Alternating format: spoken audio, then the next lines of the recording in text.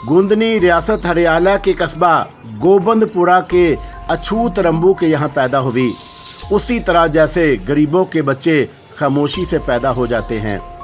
रात गए जब रंबू चर्च के नशे में धुत देवरी में पड़ा था और रसीली के दर्द उठा। घर में और कोई नहीं था और शदीद तकलीफ के आलम में उसने रंबू को झंझोड़ कर उठाने की कोशिश की, लेकिन रंबू तो उस वक्त अंदर सभा में बैठा दम लगा रहा था। वो आंखें बंद किए मुस्कुराने के सिवा और कुछ ना कर सका। गोंदनी रियासत हरियाणा के कस्बा गोबंदपुरा के एक अछूत रंबू के यहाँ पैदा हुई। इस तरह पैदा हुई जैसे गरीबों के बच्चे खामोशी से पैदा हो जाते हैं। रात गए जब रंबू चर्च के नशे में धुत देवरी में पड़ा था, रसीली के दर्द उठा। घर में और कोई नहीं था और शदीद तकलीफ के आलम में उसने रंबू को झंझोड़ कर उठाने की कोशिश की, लेकिन रंबू तो उस वक्त अंदर सभा में बैठा दम लगा रहा था और वो आंखें बंद किए मुस्कुराने के सिवा और कुछ ना कर सका। तब रसीली ने खुद हिम्मत की। अच्छे हाथ पैरों की औरत थी और खुद ही दरवाजा खोलकर रामदाई भंगन के घर पहुंच गई, जो ज्यादा दूर ना था। रामदाई ही उस मोहल्ले की जचगिरी कराती थी और फिर रसीली तो उसकी सहेली भी थी। चुनाचा गोंदनी ने रामदाई भंगन के घर में ही आंख खोली और दूसरे दिन सुबह रसीली गोंदनी को मैले कपड़ों में लपेटे हुए रामबाई के साथ अपने पहरों चहती हुई घर वापस आ गई। रंबू जाग चुका था और रामरोई ने बच्चे की पैदाइश की बधाई दी तो जेबें टटोल कर रह गया। पैसों की तो चर्च खरीद ली थी, लेकिन रसीली ने रामदाई की मेहनत का हक दे दिया। रंबू के पास पैसे नहीं थे, लेकिन रसीली ने जचगिरी का बंदोबस्त कर लिया था। कहाँ से कर लिया था, ये बात सीगा राज में थी। मुमकिन है कि उसने दिया हो जिसकी औलाद थी। पूरे मोहल्ले का यही ख्याल था और रंबू जैसा काला कलोटा सूखा सड़ा गोंदनी जैसे गुलाब के फूल का बाप नहीं हो सकता था। रंबू को बाप बनने से कोई दिलचस्पी भी नहीं थी। अक्सर जब उसके पास चर्च के लिए पैसे ना होते और रसीली उसकी लड़ाई होती तो रसीली उसे बुढ़ा और नाकारा कहती, और यह हकीकत भी थी कि ना जाने रसीली के माँ बाप ने उसकी शादी रंबू से क्यों कर दी थी। रसीली और रंबू की उम्रों में बहुत फर्क था। रसीली दर हकीकत रसीली थी, सांवला रंग लेकिन गजब का नाक नक्शा, जादू भरी आंखें, नशा तारी करने वाले होंठ और गुदराया हुआ सडोल बदन। घटिया किस्म की मलमल की धोती में भी उसका जिस्म क़यामतें जगाता था और जिधर से गुजरती नज़ाकतें बिखर जाती। लोग दिल थाम कर रह जाते, ऊंची जात के लोग भी दिल पकड़ कर रह जाते। अगर वो छूत ना होती तो उनमें से किसी के दिल की रानी होती, लेकिन किस्मत रंबू की खुली थी। अलबत्ता रंबू बेजाते खुद बेहद फराख दिल इंसान था।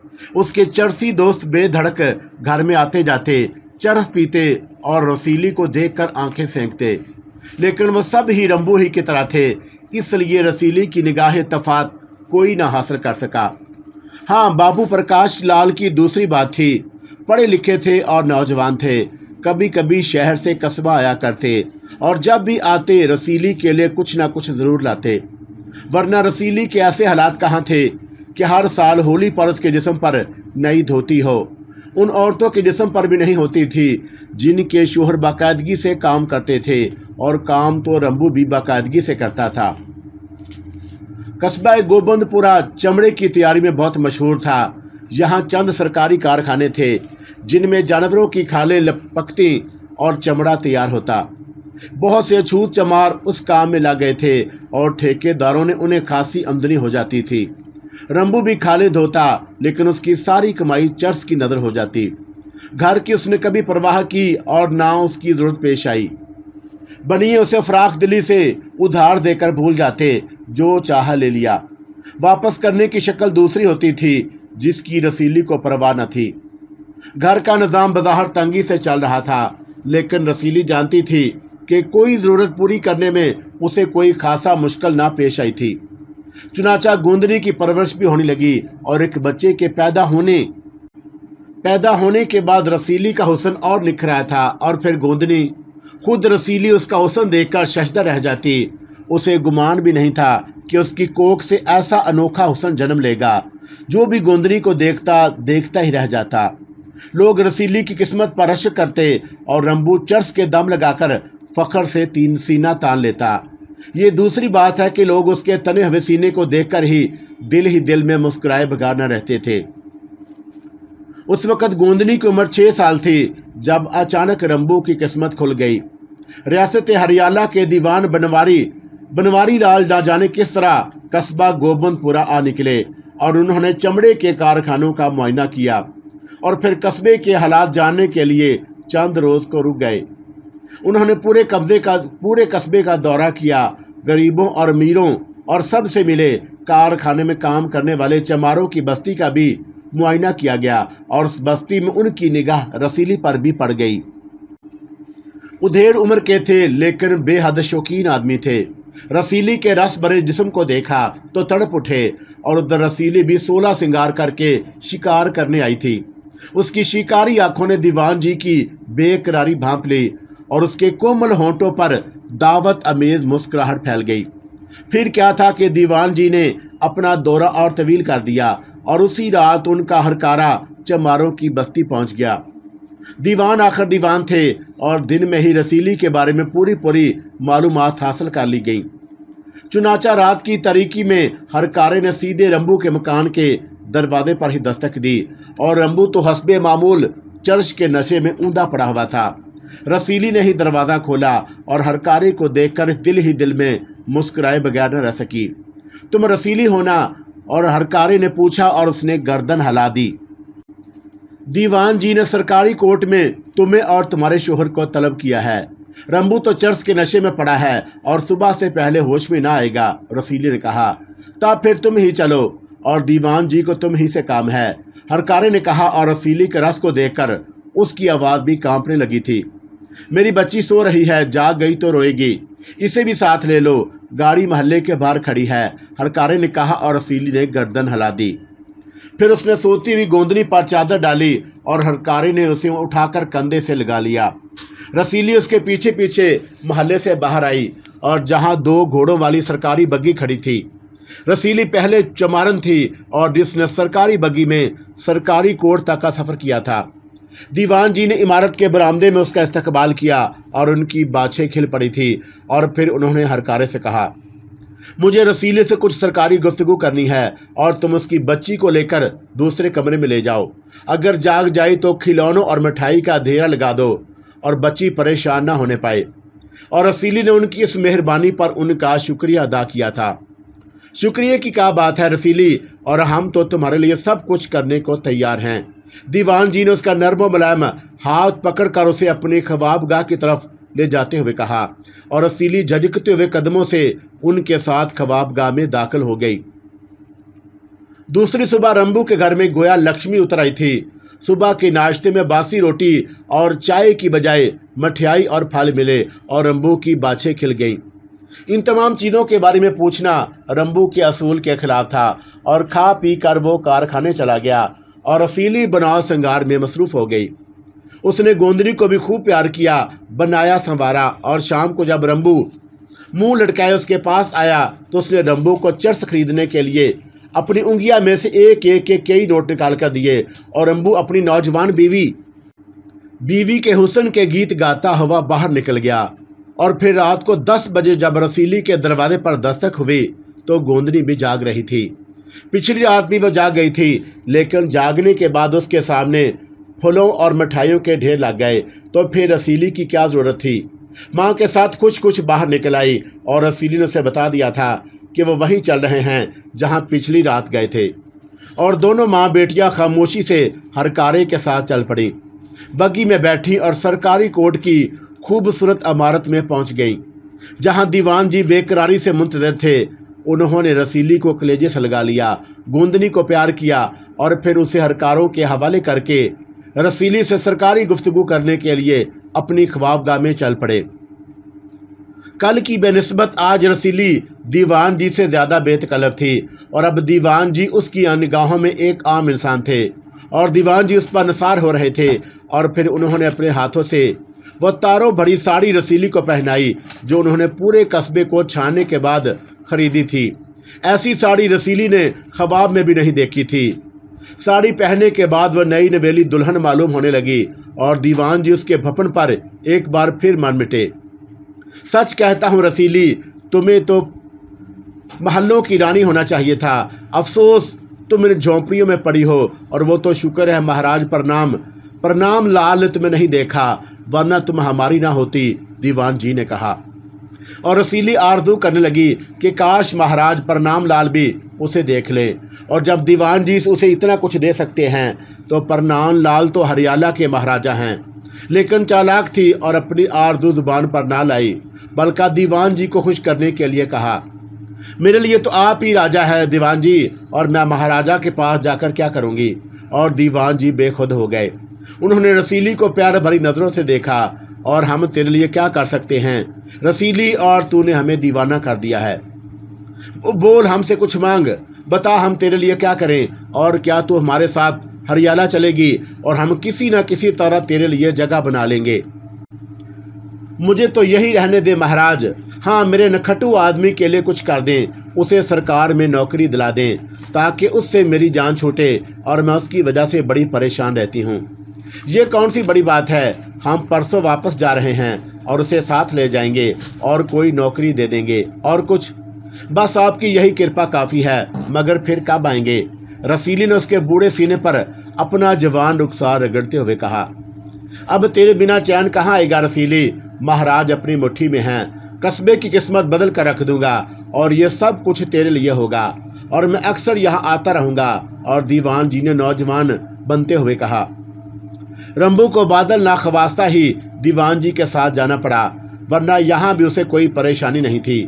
یہاں اس کے 4 دوستیں چرس بھی اطمینان سے مل جاتی تھی، لیکن دیوان جی کا حکم کون ٹال سکتا تھا؟ کھال میں بس بھر دیا جاتا، اور پورے محلے نے سرکاری نوکری مل جانے پر بدھائی دی تھی، اور رمبو ریاست ہریالہ چلا گیا اور اسے نوکری بھی مل گئی۔ مہاراجا کے دربار میں عزت داروں کے جوتے لگانے کا کام اس کے سپرد کر دیا گیا۔ خاصا دلچسپ کام تھا۔ بڑے بڑے ترم خانوں کی کھوپڑی اس کے سامنے جھکتی اور وہ اس پر جوتے برساتا۔ اندھیر نگری چوپٹ راج تھا، اور عزت داروں کو عزت بچانی مشکل تھی، کمینوں کی بن آئی تھی۔ مہاراجا رانیوں کے چکر میں پڑے ہوئے تھے، ریاست کے کاموں سے انہیں کوئی دلچسپی نہیں تھی۔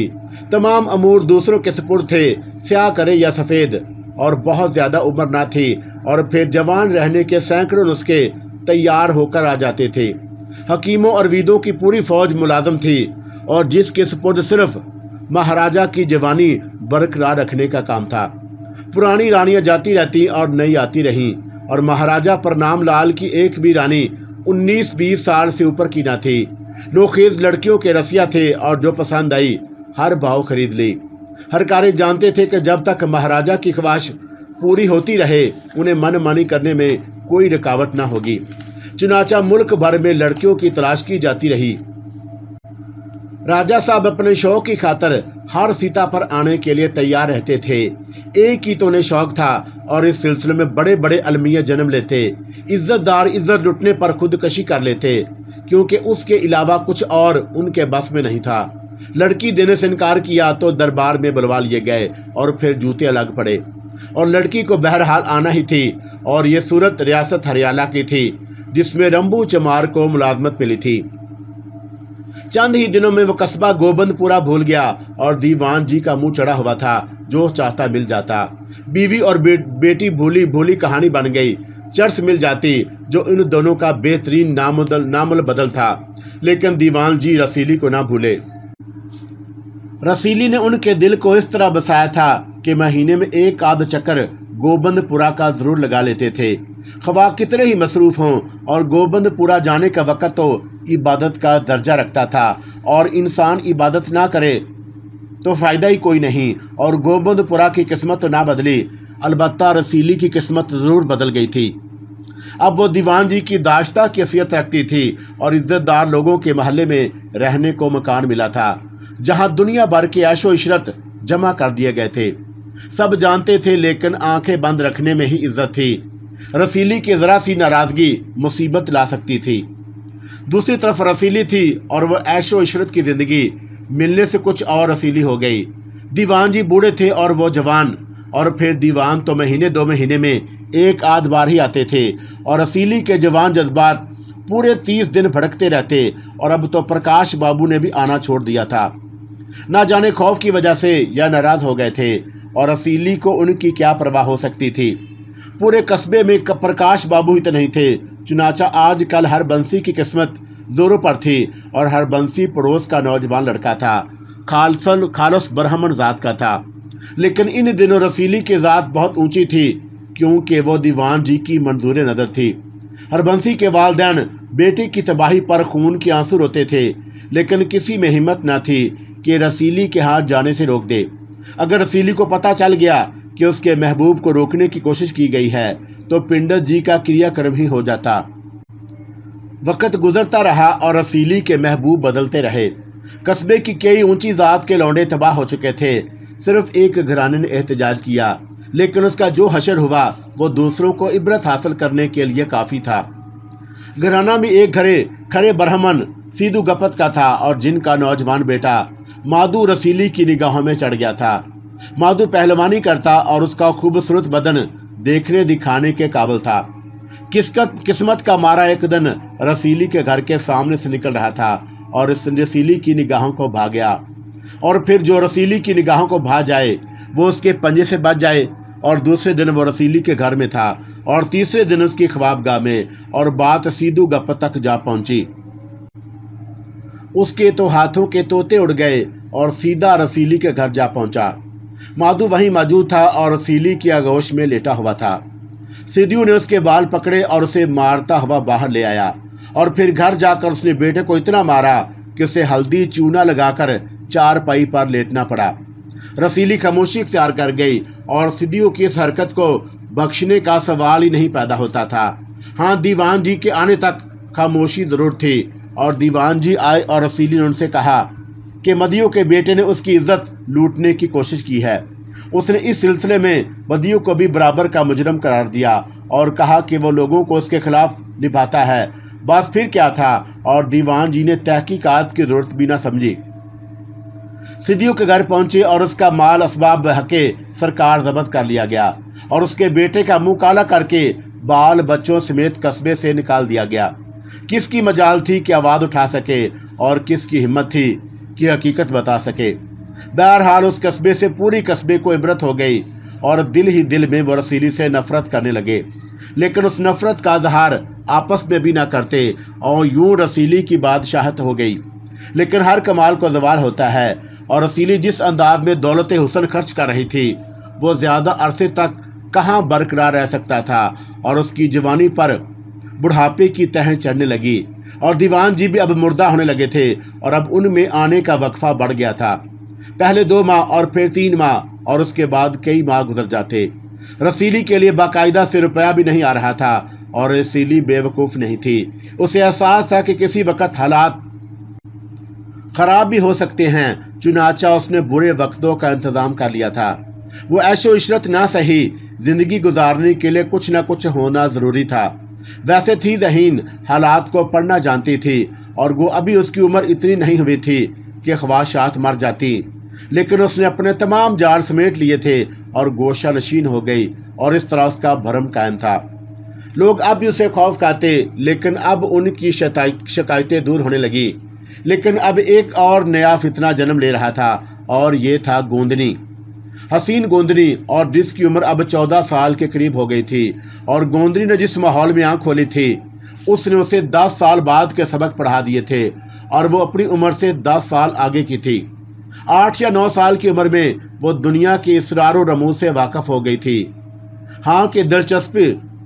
ماں کے دلچسپ مشغلے پر وہ پڑی اور دلچسپی سے چھپ چھپ کر دیکھتی تھی، اور اس کے ننھے سے دل میں کونپلیں پھوٹنے لگتی تھیں، اور پھر رسیلی سے اس سے زیادہ احتیاط بھی نہ برتتی تھی، نہ جانے کیوں۔ بہرحال گوندنی 12 سال کی عمر میں پوری طرح جوان ہو گئی، اور اس کا حسن قابل دید تھا۔ کس کی مجال تھی کہ اسے دیکھے اور دل پکڑ کر نہ رہ جائے۔ قدرت نے ایسے سانچے میں ڈالا تھا کہ جس کا ثانی ہی نہ تھا۔ مومی جسم، حسین رتی نقوش، اور دیکھنے والوں نے تو اس کے پیدا ہوتے ہی اس کے حسن کی قسمیں کھانا شروع کر دی تھی۔ لیکن گوندنی ماں کی طرح فراخ دل نہیں تھی۔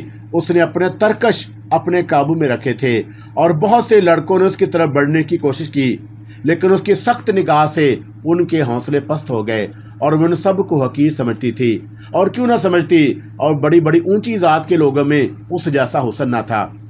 پورے قصبے میں اس کی ٹکر کی ایک بھی لڑکی نہیں تھی، اور گوندنی کو اپنے حسن پر بے پناہ ناز تھا۔ وہ جانتی تھی کہ اس کا حسن ان کنگلے چھوکروں کے لیے نہیں ہے، وہ تو محلوں کے لیے بنی ہے، اور محلوں کی یہی وجہ تھی کہ اسے محلوں کے راز جاننے سے بہت دلچسپی تھی۔ پرنام لال کے محل کے بارے میں جہاں سے معلومات ہوتی کرتی تھی، اور اس حسین لڑکی کا دماغ بڑا سیاسی تھا، وہ ہمیشہ گہرائی میں سوچنے کی عادی تھی، اور اس کی تیز نگاہ ایک لمحے میں سامنے والے کا دل بدل لیتی، لیکن عمر کے لحاظ سے معصوم بنی رہتی، اور لوگ اسے بچی ہی سمجھتے تھے، اور یہاں تک کہ رسیلی کو بھی ابھی تک یہ احساس نہیں ہوا تھا کہ گوندنی جوان ہو گئی ہے، اور 14 سال کی عمر ہی کتنی کھانے پینے کے دن ہوتے ہیں، اور وہ اس کی طرف سے بے پرواہ تھی، اور یوں بھی لب پر آرزو رہنے لگی تھی۔ اسے احساس ہو گیا تھا کہ اب وہ بڑھاپے کی منزل کی طرف بڑھنے لگی ہے، اور یہ احساس کافی تکلیف دہ تھا۔ رمبو کی تو سوچ زندگی برابر تھی، اور پھر اس کی ذات تو اب ایک بھولی بسری کہانی بن گئی تھی۔ نہ رسیلی اب اس کی شکل دیکھنا چاہتی تھی، اور نہ اس کے نام سے خود کو وابستہ کرنا چاہتی تھی۔ گوندنی نے ماں کے کھیل دیکھے تھے، اور ان کھیلوں سے بخوبی واقف تھی۔ ماں نے دیوان جی کا انتخاب کر کے اپنی حالت سنبھال لی تھی، اور دیوان جی کی حد تک تو غنیمت تھا، لیکن دوسرے نوجوان اسے پسند نہ تھے۔ وہ کیا حیثیت رکھتے تھے، اور ماں خواہ مخواہ انہیں اہمیت دیتی تھی۔ ان سے لطف تو لیا جا سکتا ہے، اور انہیں کوئی اہمیت نہیں دی جا سکتی۔ نہ جانے کب تک گوندنی اس کے بارے میں منصوبے بناتی رہی، اور اس نے اپنے شیطانی ذہن میں بہت سے پروگرام ترتیب دے لیے تھے۔ حالات نے ایک بار اور پلٹا کھایا، اور دیوان جی کا اچانک انتقال ہو گیا۔ دل کا دورہ پڑا تھا، اور جان لیوا ثابت ہوا، اور ان کی موت کی خبر قصبے میں پھیل گئی۔ رسیلی کو ان کی موت کا افسوس تو کیا ہوتا، البتہ وہ فکر مند ضرور ہو گئی تھی۔ قصبے والے صدا سے اس کے دشمن تھے، وہ دیوان جی اب اس کے پاس نہیں آتے تھے، لیکن یہ سب جانتے تھے کہ اس کا دیوان جی سے ربط و ضبط ضرور ہے، اور وہ اب بھی اتنی ہی خطرناک ہے جتنی پہلے تھی۔ لیکن دیوان جی کے موت کے بعد قصبے والے شیر ہو سکتے تھے، اور اس کے ساتھ کوئی برا سلوک بھی کر سکتے تھے، اس لیے اس نے ارد گرد نگاہ ڈالی، اور اس کا کوئی دوست نہیں تھا، اور اب ایسی ہی کوئی ترکیب کارگر ہو سکتی تھی جو بہت ٹھوس ہو۔ لیکن وہ ترکیب کیا ہو سکتی تھی، وہ سوچتی رہی، اور ایک ترکیب اس کے ذہن میں آ ہی گئی۔ ایک طویل عرصے کے بعد اسے رمبو یاد آیا تھا۔ رمبو بہرحال اس کا شوہر تھا، اور اس نے انتہائی محبت برا خط رمبو کو لکھا، اور اس سے کہا کہ اس کی بیٹی اسے ایک بار دیکھنا چاہتی ہے، اور چند روز کے لیے ہی صحیح وہ آ کر مل جائے۔ اور جب رمبو کو خط ملا تو اس کے دل میں پرانی یادیں جاگ اٹھی۔ گو اسے علم تھا کہ گوندنی اس کی بیٹی نہیں ہے، اور رسیلی اس کی بیوی تو ہے، اور پھر قصبے والوں سے اس کی دوستی بھی، اور کیوں نہ قصبے والوں کو اپنی شان دکھائی جائے۔ چنانچہ وہ بڑی تحمید کر کے گوبند پورہ پہنچ گیا۔ رمبو چرس اب بھی اسی انداز میں پیتا تھا، لیکن شاہی محل میں رہ کر اس کا حلیہ ہی بدل گیا تھا۔ اچھی غذا اور برے نشے کے اثرات کم کر دیے تھے۔ قصبے والے اسے دیکھ کر حیران رہ گئے، اور کچھ نے اسے رسیلی کی شکایتیں کی، اور کچھ حالات کا انتظار کرنے لگے۔ لیکن رسیلی کے اس کی زبردست تیاریاں کیے بیٹھی تھیں، اور اس نے ایسی آگو کی لکڑی گمائی کہ چکرا کر رہ گیا، اور اس سے پہلے کہ رسیلی نے ایسی محبت کا اظہار کبھی نہیں کیا تھا۔ رسیلی کا کام بن گیا، اور رمبو نے قصبے والوں کو ایسے قصے سنائے کہ دم کھڑ کر رہ گئے۔ اس نے بتایا کہ راجہ پرنام لال اس کی مٹھی میں ہے، اور وہ جب چاہے اور جسے چاہے تختہ دار پر کھینچ سکتا ہے، اور قصبے والوں نے اس سے خوف زدہ رمبو تو دیوان جی سے بھی زیادہ طاقتور نکلا، اور بہرحال وہ اس لیے رسیلی کی پوزیشن اب بھی کافی مستحکم ہے۔ دوسری طرف رمبو کچھ اور سوچ رہا تھا۔ اس نے گوندنی کو دیکھا اور دیکھتا ہی رہ گیا۔ اس نے شاہی محلات کی رانیوں کو بھی دیکھا تھا۔ گوندنی کی اس کی خاک بھی نہیں تھی، اور پرنام لال سندر ناریوں کے دیوانے تھے۔ گوندنی کی بیٹی تو تھی نہیں جو اسے خیال ہوتا، اور اگر گوندنی پرنام لال کو پسند آ جائے تو وارے نیارے ہو سکتے ہیں، اور اس نے یہ بات دل میں رکھ لی۔ ابھی کرنا مناسب نہیں تھا، اور پہلے پرنام لال جی تک پہنچ ضرور تھی، اور محل کا ایک ادنا وہ ملازم تھا۔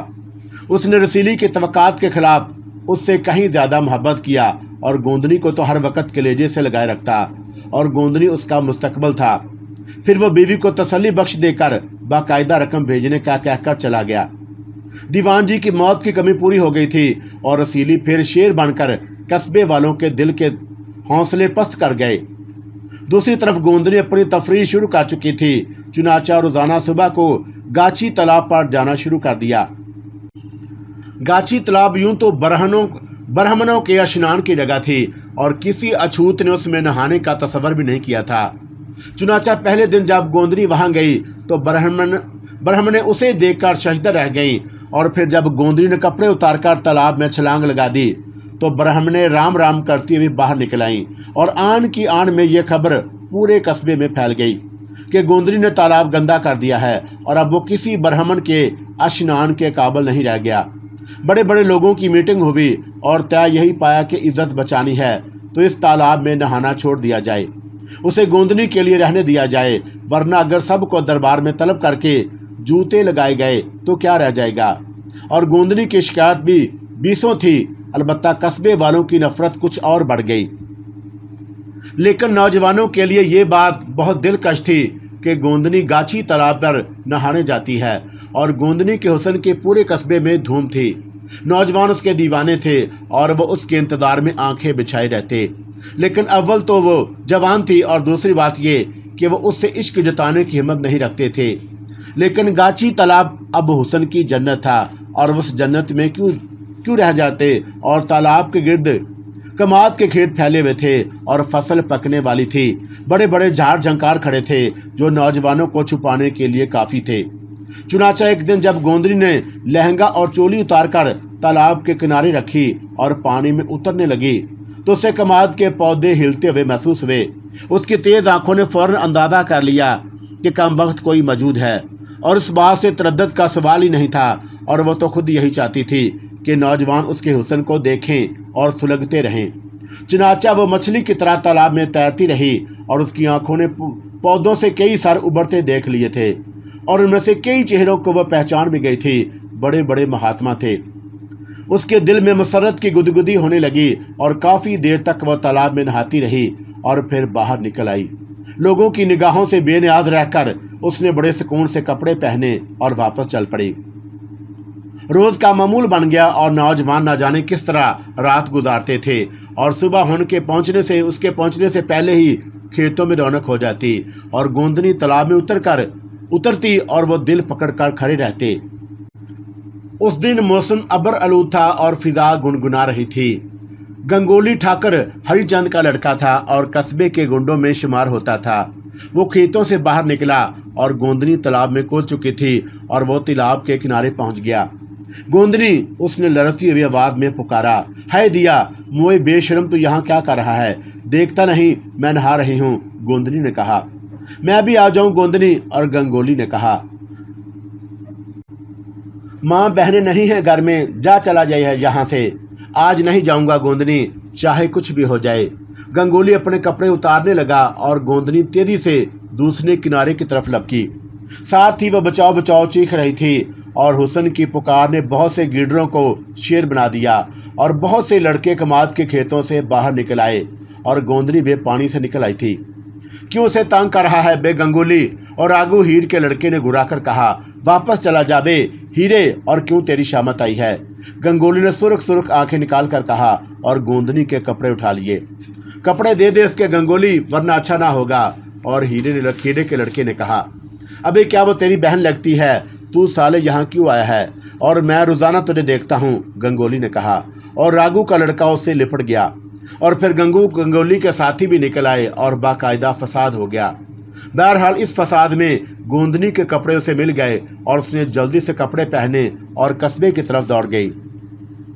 نوجوانوں میں زبردست جنگ چھڑ گئی، جس کے نتیجے میں گنگولی کی آنکھ پھوٹ گئی اور راگو کے لڑکے کا سر پھٹ گیا، اور دوسرے بہت سے لڑکوں کو بھی شدید چوٹیں آئیں۔ کسی نے قصبے والوں کو اطلاع دے دی اور قصبے میں کہرام مچ گیا۔ بزرگ دوڑے آئے اور انہوں نے بمشکل بیچ بچاؤ کرایا، لیکن گاچی تالاب پر ہونے والے جھگڑے کی بنیاد کوئی بتانے کے لیے تیار نہیں تھا۔ زخمی نوجوان شفا خانے پہنچ گئے اور بات بھی چھپی نہ رہ سکی۔ पता चल गया कि यह हंगामा गोंदनी की वजह से हुआ है। चुनाचा बुजुर्गों की पंचायत हुई और तमाम बुजुर्ग सर छोड़कर बैठ गए। रसीली और गोंदनी सब के लिए अजाब बन गई थी।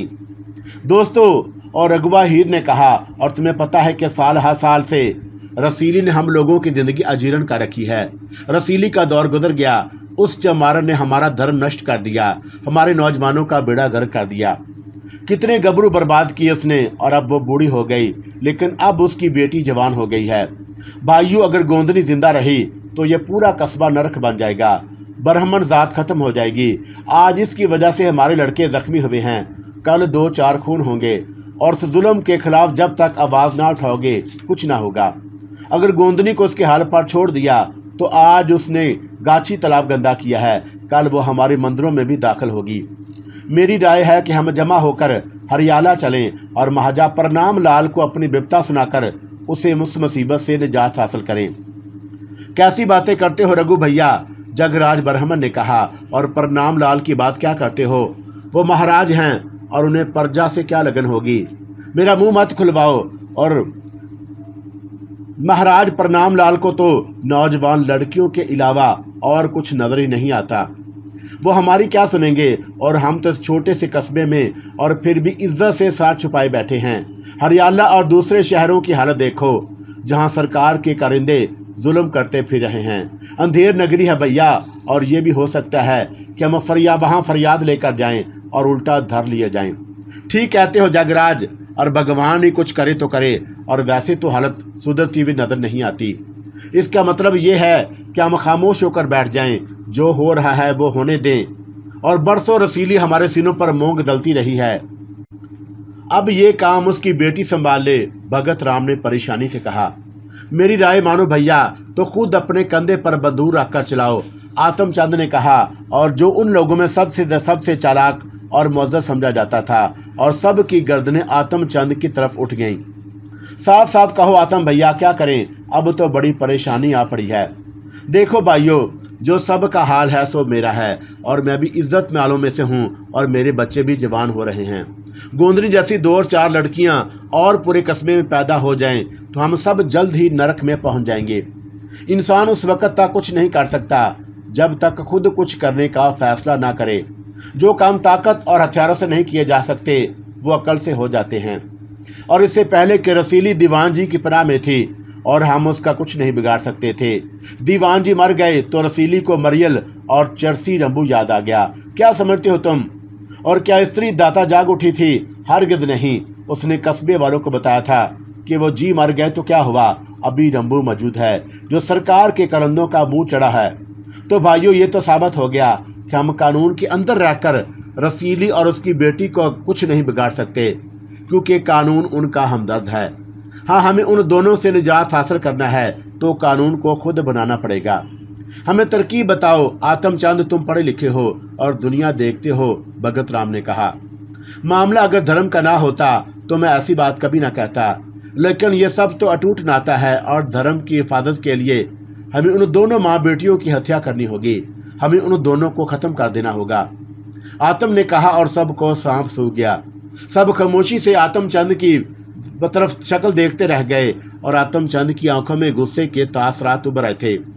बस यही थी धर्म से मोहब्बत। सब खामोश हो गए थे। राम राम, अरे ब्राह्मण होने के बजाय शूद्र होते तुम लोग। याद रखो, जब तक हिम्मत ना करोगे जलील होते रहोगे। जाओ अपने अपने घरों को जाओ। गोंदनी जो कुछ कर रही है करने दो, और जो कुछ कर रही है करने दो। आतमचंद खड़ा हो गया। सुनो तो आतमचंद, और तुमने ये कैसे सोच लिया कि हम तुम्हारा साथ नहीं हैं, और हम हर तरह तुम्हारे साथ हैं, रघु रणबीर ने कहा। सभी तुम्हारे साथ है आतम भैया, और धर्म तो बचाना ही है। मगर क्या हम इन दोनों की हत्या करके बढ़ सकते हैं? जागराज ने कहा। पहले सब लोगों को भगवान की सौगंध खानी होगी कि जो कुछ यहाँ कहा जा रहा है वो अंदर रहेगा और कोई एक सब को मरवा ना देगा, आतमचंद ने कहा।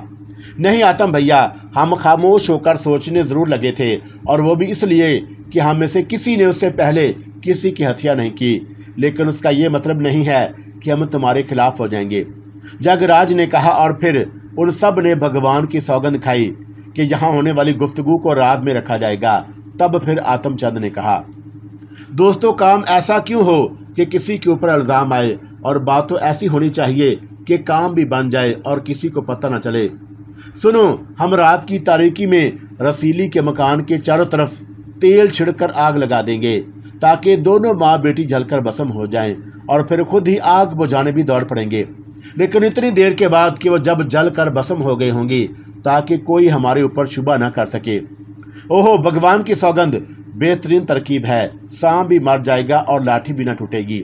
बहुत अच्छी तरकीब है आतम भैया, और अब हम तुम्हारे साथ हैं। बोलो, हमें क्या करना चाहिए?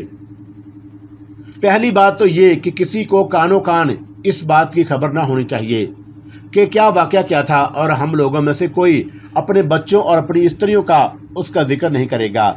और दूसरी बात ये कि कल रात पेट्रोल के 2 पीपे भगत राम और जगराज रसीली के मकान के पिछवाड़े पहुंच जाएं, और हरिचंद दूसरी तरफ होंगे, और मैं घर में दाखिल होकर पेट्रोल छिड़कूंगा, और फिर बाहर आकर हम दिया सलाई फेंक देंगे।